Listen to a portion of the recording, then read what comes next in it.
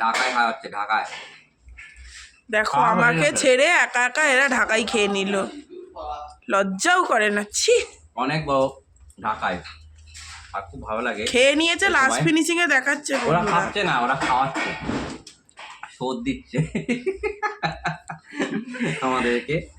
না, ওরা সবসময় খাওয়ায়, আমরা খাওয়াতে পারি না, ওই জন্য খাওয়ালাম। তা বলে সেদিন মাংস খাইয়েছি সেটা আর বলেনি, সেটা ভিডিওও করেনি।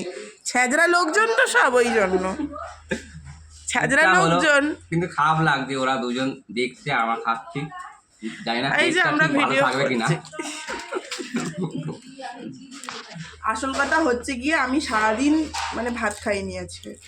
আমার কাকার আজকে বাৎসরিক ছিল, তো আমার শরীরে আর দিচ্ছে না বন্ধুরা এইসব ঢাকাই ঢাকাই খেতে।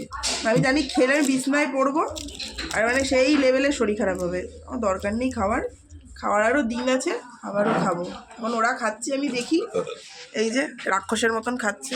খাওয়া হয়ে গেছে, অনেক বড় টাকায় খাওয়া যায় একা একা।